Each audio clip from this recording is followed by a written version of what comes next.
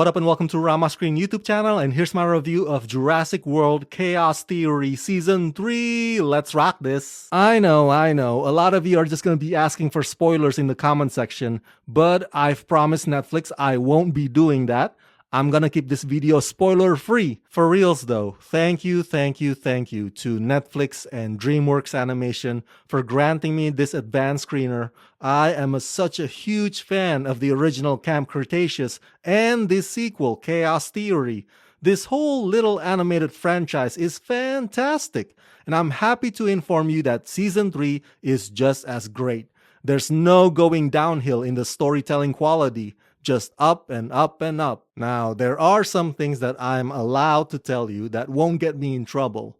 Do you remember that illegal black market in Malta in the movie Jurassic World Dominion, which led to that chaotic scene outside where that one scooter guy got hilariously eaten by an Allosaurus? Well, the story in Chaos Theory Season 3 is set within that same event, or that same backdrop, in case you're wondering where the Nublar 6 are now in the overall canon. So that's not necessarily a spoiler. I'm just giving you the setting, if you will. The story has gone to Europe now, and our favorite characters get to spend time with some new, memorable supporting characters who don't speak English fluently, but they are nothing short of lovable. In Season 3, the Nublar Five crash land into adventure as they encounter old and new friends, face off against even more lethal dinosaur threats, and deal with the fallout of Brooklyn's stunning rejection of them. All the while, Brooklyn's inner turmoil continues to grow as she is drawn deeper into the broker's criminal web of dinosaur trafficking and espionage. So, which dinosaurs show up in Season 3? Well, I'm sure many of you have visited a lot of fan websites that were theorizing about this and that, but I've already watched the whole 10 episodes, so I can help confirm if some of those theories are true. Of course, the most obvious appearance is Pyroraptor. He's also featured in the Season 3 posters. The Allosaurus makes a brief cameo, and then there's also the usual suspects like the Nasutoceratops and the Compys and the Baryonyx. But the new creature is this small dino that behaves like a snapping turtle.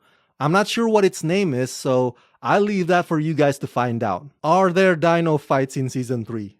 The answer is plenty. There are plenty of dino fights. There's one between the Handler's Raptors and the Pyroraptor, and of course when the chaos breaks out on the streets of Malta, there's lots of dinos versus dinos action there too. Sadly, T-Rex doesn't show up, probably on the account of Pyroraptor being the main villain.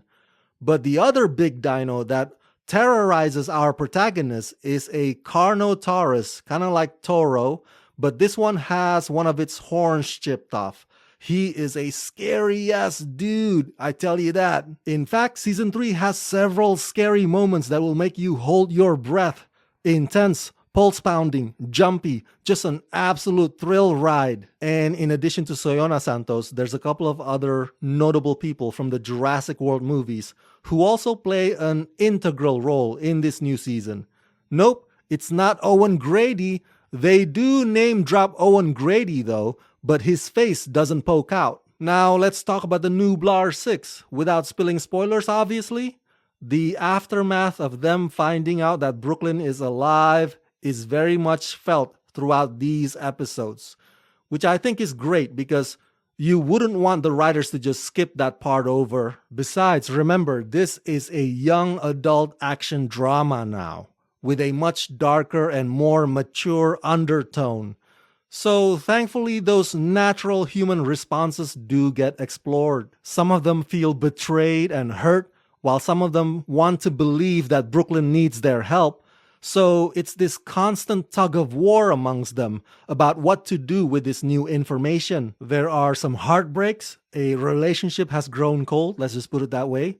But there is some sweet romance as well. So in this new Season 3, the Nublar 6 are going through a lot of anxiety and resentment, even as they're trying to lay low in snowy Italy. Brooklyn, on the other hand, is also experiencing her own ethical dilemmas in her obsessive undercover effort to take down Biosyn and Soyona Santos.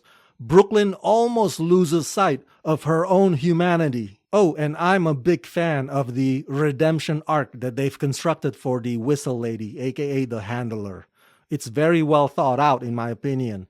You definitely won't look at her the same way ever again. You know what? It never ceases to amaze me how the writers/showrunners manage to still dig deep into that storytelling well and develop the next complications surrounding these characters. Just when you thought you've seen it all, turns out there's more to them than meets the eye, because there always is.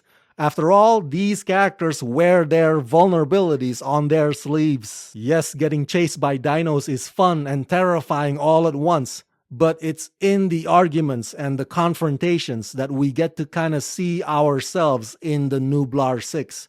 That is what makes them relatable and hilarious and heartfelt and inspiring. So yeah, overall I give Jurassic World Chaos Theory Season 3 the rating of 4.5 out of 5. Another terrific, thrilling new season that's filled to the brim with emotional growth and excitement and adventure.